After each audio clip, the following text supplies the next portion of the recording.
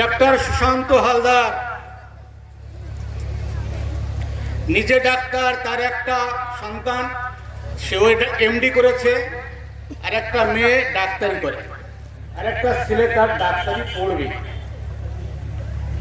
Advocate Sanjay Biswas নিজে একজন professionally একজন আইনজীবী।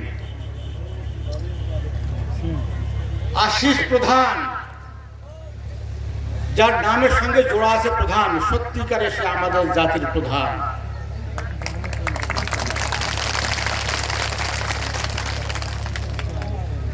শঙ্কর রায়, বিবেক, অনেকের নাম আমি জানি না। এদের কারো পয়সার অভাব নেই, পদের অভাব নেই, কিন্তু যে অসহায় মানুষগুলির মুখের দিকে তাকিয়ে বিগত এক মাস এই অলিতে গলিতে জঙ্গলের ভিতরে একটা মিটিংকে সফল করার জন্য যেভাবে খেটেছে, আজ তাদের আহ্বানে আপনারা এসেছেন। কিন্তু কথা কি জানেন, এই আয়োজন কাদের জন্য? আপনাদের জন্য। আজ শঙ্কর বাবুকে এখানে দাঁড়িয়ে বলতে হচ্ছে একটু বসে যান, একটু বসে যান, দুহাত জোড়ে কাকুতি করতে হচ্ছে। কেন? আপনারা কি জাতি প্রমাণপত্র পেয়ে গেছেন? জানেন কিভাবে পেতে হয়? জানেন?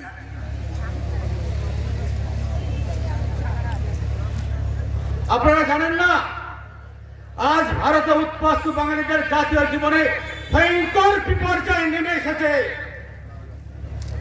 আজ মুখ আছে, মুখে মাতৃভাষা আছে, কিন্তু বাংলা ভাষায় পড়ার অধিকার নেই। আজ যে মাটিতে বসবাস করছি সেই জমির পাট্টা নেই। পশ্চিমবাংলার আমার এক ভাই, আসামের আমারই ঘরের ভাই, একই মায়ের সন্তান, তারা আসামে কাস্ট সার্টিফিকেট পায়, আমরা এখানে পাচ্ছি না। একাধিক সমস্যা। কিন্তু আমার মনে হলো অরুণ বাবু যাওয়ার সঙ্গে সঙ্গে সবকিছু আপনারা পেয়ে গেছেন, যার যার তকলিফ গুছিয়ে অনেকে চলে গেছে। এত সহজ না।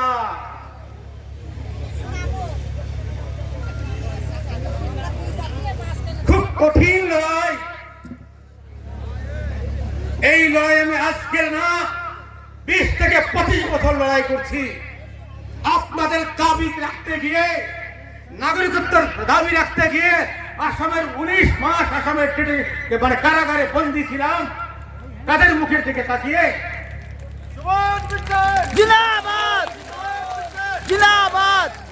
কারাগারের নারকীয় যন্ত্রণা সেটা কি ভয়ঙ্কর আপনারা বুঝতে পারবেন না। কিন্তু যাদের জন্য এলাম, নাগপুর থেকে দিল্লি, দিল্লি থেকে এখানে একটা দাঙ্গা হয়েছে, আসার ব্যবস্থা নাই, কোনো প্রকারে বাসে দাঁড়িয়ে বসে গতকাল রুদ্রপুর পৌঁছেছি, ওখানে একটা সভা হয়েছে, এখানে এলাম। আমার সব ভাইদের যখন মুখগুলো দেখলাম, আমার মনের ব্যথা সব মনে হাওয়া হয়ে গেল, মনে হয় সব পেয়ে গেছি। কিন্তু তখনই পীড়া লাগে যখন দেখলাম এত সুন্দর মঞ্চ, এত সুন্দর জনসভা সব আস্তে আস্তে খালি হয়ে গেছে। আপনারা জানেন জাতির প্রমাণপত্র পেলে কি হয়? জানেন না? পশ্চিমবাংলার প্রত্যেকটা ঘরে ঘরে একজন করে গ্রাজুয়েট আছে। আছে কিনা দুলাল বাবু বলুন? এমপি আছে, এমএলএ আছে, কালেক্টর আছে, ডিএম আছে, এসপি আছে, জজ আছে, উকিল আছে, ব্যারিস্টার আছে। কিন্তু পিলিভুটের কয়েকজনের ঘরে বলতে পারেন একজন আইএএস অধিকারী আছে, একজন কালেক্টর আছে? বলুন। আপনারা ঘরে চলে যাচ্ছেন। এত সহজ না।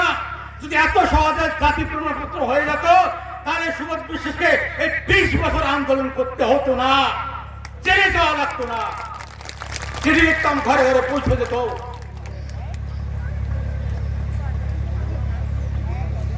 আজ বনগাঁ, সকালবেলা বনগাঁ থেকে, রানাঘাট থেকে ট্রেনে উঠবেন 7টার সময়, পিলিভিটের কোন মানুষও ট্রেনে উঠতে পারবে না। কেন জানেন? ওই ট্রেনে শুধু চাকরিজীবী থাকে, তারা আমাদেরই ঘরের ভাইয়ের সন্তান, তারা কাস্ট সার্টিফিকেটের ভিত্তিতে তারা উচ্চ শিক্ষিত হয়েছে, আইএস অধিকারী হয়েছে। তারা যদি ওখানে কাস্ট সার্টিফিকেট পায়, তাহলে আমার পিলিভিটের ভাইরা কেন পাবে না? যদি একজন পাঞ্জাবি দলিত সে যদি কাস্ট সার্টিফিকেট পায়, তাহলে আমার মানুষ কি অপরাধ করেছে? আমার মানুষ কেন পাবে না? এই অধিকার থেকে কেন বঞ্চিত থাকবে? ভেবে অবাক হয়ে গেলাম। আজকে নিখিল ভারতের জনসভায় লক্ষাধিক লোক হয়। আপনারা ভাবতে পারবেন না, আপনাদের দাবি নিয়ে, দিল্লির যন্ত্র মন্ত্র নাগরিকত্ব সিএর দাবি নিয়ে এই 2019-এ একটা প্রোগ্রাম করেছিলাম। আপনাদের দাবি রাখতে সেখানে এই উত্তরপ্রদেশ থেকে অনেক লোক ছিল, 20,000 লোক হয়েছিল, 20,000। বন্ধুগণ, আপনারা আজকে অরুণ বাবু বলে চলে গেছেন, দাদা দিয়ে দেবো, কাস্ট সার্টিফিকেট পেয়ে যাবো, কিন্তু বিষয়টা কি একটু ভাবতে হবে। এই নিখিল ভারতের যোদ্ধারা কি করছেন সেটা জানতে হবে। এর আগে ডক্টর আর.এন. দাস ছিলেন, দীপঙ্কর বৈরাগী ছিলেন, তারাই বা কি করেছেন আপনারা শুনে অবাক হবেন, হয়তো জানেন না।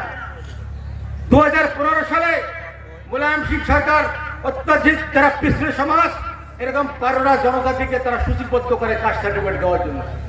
তা আমাদের সমিতির পক্ষ থেকে সেদিন তার কাছে যাওয়া হয়েছিল। তিনি বলে এটা সম্ভব না, বাঙালিদের জন্য এটা হবে না। অনেক বলার পরে তিনি একটা সুপারিশ তিনি দিল্লি পাঠিয়েছিলেন। 15 সালে, 16 সালে, 17 সালে, 18 সালে এই রাজ্য থেকে নিখিল ভারতের পতাকা তোলে জাতি প্রমাণপত্রের জন্য দিল্লি আমরা সুপারিশ করেছি। এসসি কমিশনে আমরা বলেছি, মানে সোশ্যাল জাস্টিসকে আমরা বলেছি। সেখান থেকে আইআরজিতে গেছে, গৃহমন্ত্রীর কাছে গেছে, সেই ফাইল ঘুরে ফিরে একাধিকবার রিজেক্ট হয়ে এখন আসছে সত্যি অরুণ বাবুর টেবলে। তো এই যে 15 বছর যারা আন্দোলন করলো তাদের কথা শুনবেন না, তাদের অবদান আপনারা স্বীকার করবেন না। তারপরে কি সেই ফাইল এখন কিভাবে হবে? নাগরিকত্ব তখন এখানে জাতির প্রপত্র তার সার্টিফিকেট কিভাবে পাবেন সেটা আমি বোঝাতে চাচ্ছি। অরুণ বাবুর টেবিল থেকে উনি একটা সুপারিশ পাঠাবেন ক্যাবিনেট থেকে, সেটা দেখবে, তারপরে সেটা চলে যাবে সংসদীয় উপসমিতিতে। সংসদীয় উপসমিতি যদি মনে করে এটা গৃহমন্ত্রীর টেবলে যাবে, তাহলে সেটা সেখানে তারা পাঠাবে। আর গৃহমন্ত্রী যদি মনে করে এটার দাবি সঙ্গত আছে, তাহলে এটা গৃহমন্ত্রী মাননীয় অমিত শাহ দিয়ে এটা সংসদে উত্থাপন করবেন। সংসদে লোকসভায় এটা পাস হবে, তারপরে রাজ্যসভায় পাস হবে, তারপরে গিয়ে রাষ্ট্রপতির সিগনেচার হবে, তারপরে আপনারা জাতীয় প্রমাণপত্র পাবেন। কঠিন লড়াই। আইন না জেনে, না বুঝে শুধু বগল বাজালে হবে না দিদিরা, মায়েরা। আপনাকে সমস্যাটা জানতে হবে। আজকে যে জামায়াত করেছেন কাস্ট সার্টিফিকেটের জন্য, এসবের সূচনা। আগামী দিনে যদি 1 মাস পরে, 2 মাস পরে যখন সঞ্জয় বাবুরা গ্রামে যাবে, আশিস বাবুরা গ্রামে যাবে, শঙ্কর বাবুরা গ্রামে যাবে, সুশান্তরা যাবে, তখন আপনারা বলবেন দাদা আমার কাস্ট সার্টিফিকেট দিয়ে যাও। তখন এরা কি বলবে? কি আনসার দেবে? সেজন্য আজকে সূচনা। এই আন্দোলন শুধু এখানে নয়, এই দাবি নিয়ে যেদিন আপনারা লকডাউন অবরোধ করতে পারবেন, সেদিন পৃথিবীর কেউ আপনার দাবি বঞ্চিত করতে পারবে না। এত সহজ নয়। উদ্বাস্তু আন্দোলনের মহান নেতা মরিচীবিত যেদিন নরসংহার করা হয়েছিল, তিনি সেখানে দাঁড়িয়েছিলেন। সেই মানুষটি আলোর প্রতীক প্রেরণানাথ বিশ্বাস, তিনি বলেছিলেন, মাতৃভূমি ছেড়ে এসেছি, সাথে করে কিছুই নিয়ে আসতে পারিনি,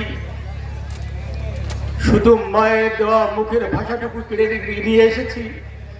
এই ভাষাটুকু আমি কাউকে কেড়ে নিতে দেব না। মঞ্চে যখন সঞ্জয় ভাষণ দিচ্ছিল, অন্যরা ভাইয়েরা ভাষণ দিচ্ছিল, তখন আমার চোখ দিয়ে অধরে জল ঝরছিল। আজ আমার বাঙালি জাতির সন্তান, তারা মঞ্চে ভালো করে বাংলা বলতে পারছে না। জানেন বাংলা ভাষা না থাকলে কি হয়? একটা জাতির যদি মাতৃভাষা না থাকে কি হয়? গুলি করে কয়েকজনকে মারা যায়, 10 জন, 5 জন, 20 জন মারা যায়, জাতি ধ্বংস করা যায় না।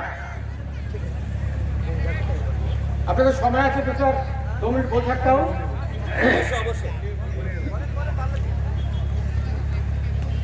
আপনারা মিশর একটা দেশ ছিল, জানেন মিশর পৃথিবীর সবথেকে সম্ভ্রান্ত দেশ ছিল।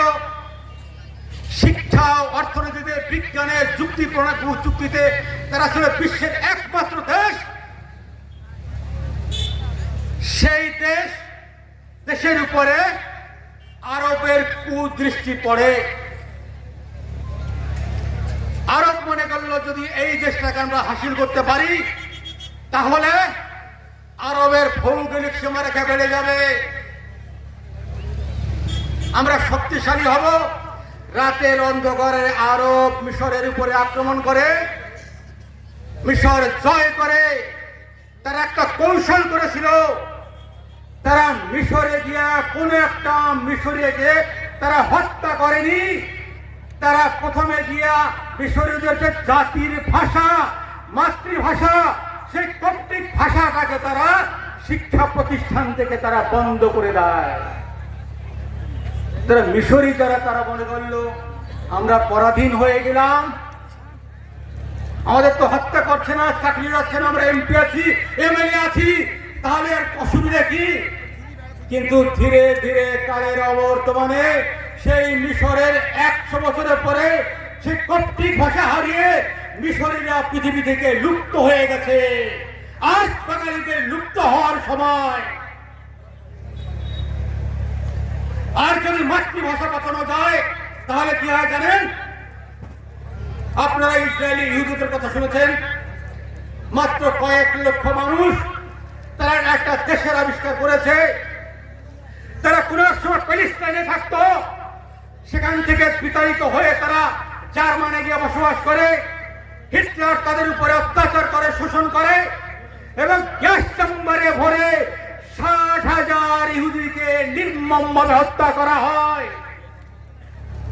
সেদিন তারা মাতৃভূমি ছাড়ার সময় মাতৃভূমিকে প্রণাম করে বলেছিল, দেশ ছাড়তে পারি, মাতৃভাষাকে ছাড়বো না, ছাড়বো না। যদি মাতৃভূমিকে বাঁচাতে পারি তাহলে আমরা একটা দেশ আবিষ্কার করতে পারবো। তারা সারা বিশ্বে তখন তারা খেতে নিষিদ্ধ ছিল। রাতের অন্ধকারে পিতামাতা সারাদিন কাজ করত, কলকারখানায় রাতের অন্ধকারে তারা বাড়িতে ফিরত, ঘরের চালনা কখন বন্ধ করে দিয়ে মশারি টানিয়ে প্রদীপ জ্বালিয়ে তাদের শিশুদের ইসরায়েলি হিব্রু ভাষা শিখাতো আর বলতো, তোমার মাতৃভাষা হিব্রু, সব ভুলে যাবে বাবা, মাতৃভাষা ভুলে যাবে না। তোমরা সংকল্প করো, তোমাদের মাতৃভাষা যেদিন তোমরা ভুলে যাবে, তোমাদের মুখের জিহ্বা জুড়ে খুলে পড়ে। তারা মাতৃভাষা রক্ষা করেছিল। মাতৃভাষা রক্ষা করে 20-25 লক্ষ মানুষ ইসরায়েল নামের একটা দেশ আবিষ্কার করেছে। যদি আমরা ভাষা বাঁচাতে পারি তাহলে আমাদের সকল দাবি পূরণ হবে। এই চ্যালেঞ্জ এই মেসেজ আমি দিচ্ছি।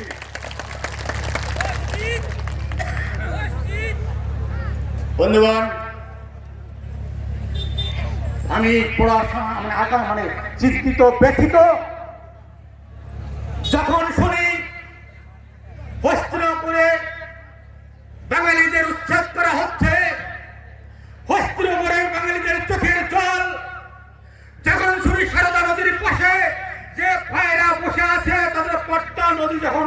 ভেঙে যায়, সব তারা উচ্ছিন্ন হয়ে যায়, তাদের ডকুমেন্ট তারা হারিয়ে ফেলেছে, তাদের কাছে আজ পট্টা নেই।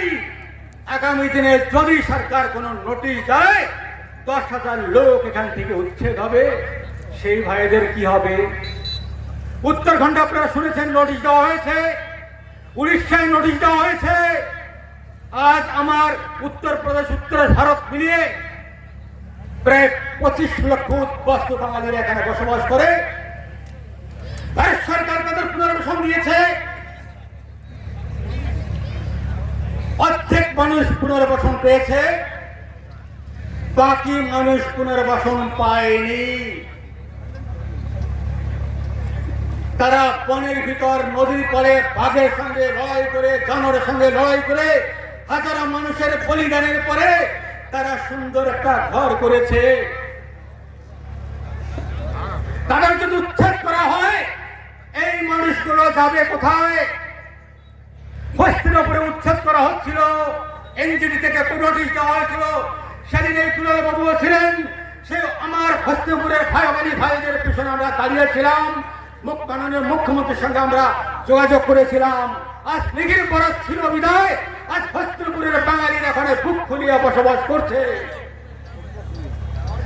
আজ নিখিল ভারত আসি বিদায়, কর্ণাটকে 42 বছর পরে সেখানে আমরা মাতৃভাষার স্বীকৃতি দিয়েছি, সেখানে জমির পট্টা পেয়েছে। মহারাষ্ট্রের বাঙালিরা আজ মাতৃভাষা কথা বলে, সেখানে সন্তান সন্ততিরা তারা বাংলা ভাষার স্কুলে পড়াশোনা করে। আজ ছত্তিশগড়ে নিখিল ভারত আন্দোলনের পরে সেখানে তারা সন্তান সন্ততিরা বাংলা ভাষায় কথাবার্তা বলে, লেখাপড়া করে। আমার ভাইরা যদি ছত্তিশগড়ে, কর্ণাটকে, মহারাষ্ট্রে যদি মাতৃভাষার স্বীকৃতি পায়, তাহলে পিলিভূতের ভাইরা কি অপরাধ করেছে বলুন?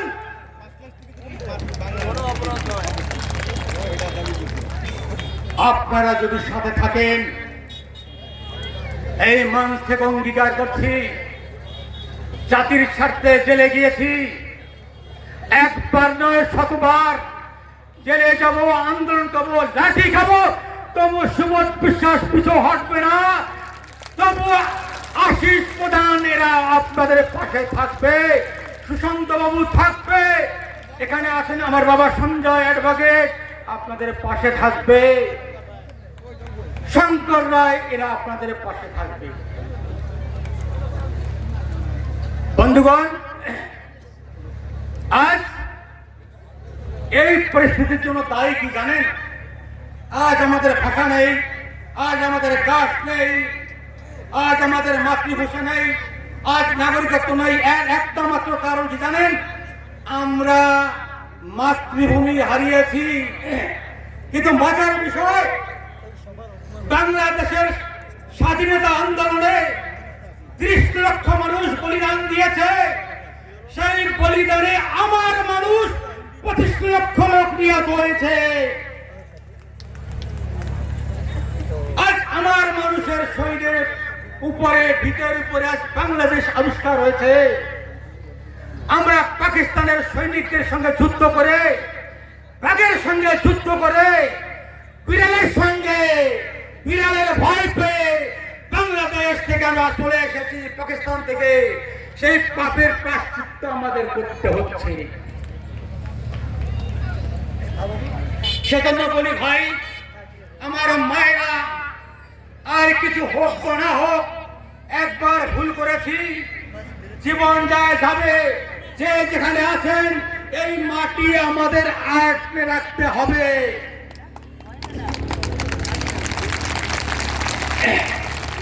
সমস্ত কিছু সমস্যার মূলে রয়েছে মাতৃভাষা।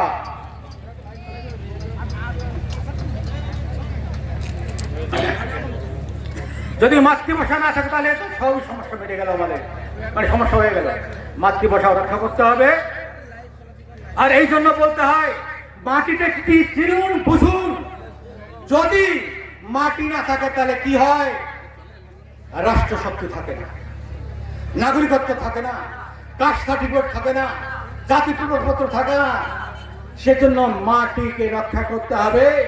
আর যাদের মাটি নেই তাদের জন্য একটা কথা বলতে যাই, মাটি নেই বলেই তোমার পত্রে নেই বারুদ, মশাল অগ্নিবিহীন মাটি নেই বলেই তুমি নিরস্ত্র কাপুরুষ পথে পথে পথে পথে অনাদার উপেক্ষার গিরিপুত মাটি থাকলে গান থাকে, গোলায় গোলায় ধান থাকে। তাই শুধু সারাদিন মাটি ছাড়লেই হবে না, তোমাদের এই মাটির অধিকার ছিনিয়ে নিতে হবে। আর একটা কথা বলে আমার বাণী এখানে বিরাম দেব। যে সমাজের, যে মানুষের, যে ঘরে কোন শিশুর যদি অকালে অসময়ে যদি পিতামাতার মৃত্যু হয়, কি হয় জানেন? সেই শিশুকে অনাথ বলা হয়, অনাথ। আর যে সমাজে এমপি এমএলএ থাকে না, তারাও অনাথ। যদি আমার 25 লক্ষ মানুষের মধ্যে একজন এমপি এমএলএ থাকতো, তাহলে অনেক আগে এই সব সমস্যার সমাধান হয়ে যেত। আমাদের সন্তান সন্ততিরা যদি এমপি এমএলএ না হয়, আইনি সভায় না যায়, তাহলে আমাদের সমস্যা কিভাবে মিটবে? আমরা শুধু কি ভোট বাক্স, আমরা কি ভোট দেওয়ার জন্য জন্মেছি? আমাদের ঘরের সন্তান সন্ততিরা কেন এমপি এমএলএ যোগ্যতা রাখে না? তারা কি এমপি এমএলএ হতে পারে না? আজ এই মঞ্চ থেকে আমি সেই ঘোষণা করছি, একজন পাঞ্জাবি শরণার্থী থেকে সিন্ধি ভাই, তারা যদি সংসদে যেতে পারে, লোকসভা যেতে পারে, তাহলে আমার ঘরের মানুষ, আজ সুশান্তর মতো মানুষ, আশিস প্রধানের মতো মানুষ, শঙ্করের মতো মানুষ যারা আছে, তারা কেন এমপি এমএলএ হবে না? একটা কথা কি জানেন? মার যত পড়ে মাসির তত পড়ে না। আমার কথার ইঙ্গিতটা আপনারা বুঝে নিন।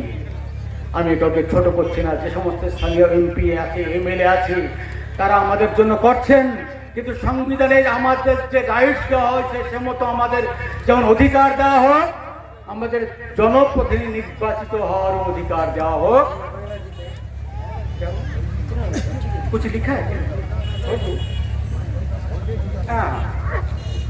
আমি আমার কথা এখানে বিরাম দিচ্ছি। এখানে কেন্দ্রীয় কমিটির অনেক জ্ঞানী গুণী জানা আছেন। এখানে কেন্দ্রীয় কমিটির সম্পাদক সেখানে শ্যামল কান্তি বাবু আছেন, একজন বড় অধিকারী, বড় officer, super class on officer. তাকে শোনার হয়তো এখানে আপনাদের সময় হবে না। जिला प्रधान যিনি আছেন, তাকে আমার नमस्कार। एक्स एमपी साहब एखाने आया है, उनको मैं दिल हार्दिक उनको स्वागत करता हूँ। और যারা আজ এই মাঠটাকে ভরে দিয়েছেন মায়েরা, আপনাদের আমি দুহাত ভরে আমি শ্রদ্ধা জানাচ্ছি, স্যালুট জানাচ্ছি। যখন যখন এই নিখিল ভারতের সৈনিকরা ডাকবে, আপনারা আসবেন তো? আসবেন তো? যদি আসেন, তাহলে এরা আপনাদের সমস্ত অধিকার আদায় করে দেবে। এখানে দুলাল বাবু আছেন, এত ব্যস্ততম মানুষ, সারা জীবন উৎপাস্ত লড়ে গেছেন, তাকে আমরা ভালো করে শুনতে পারিনি। এখানে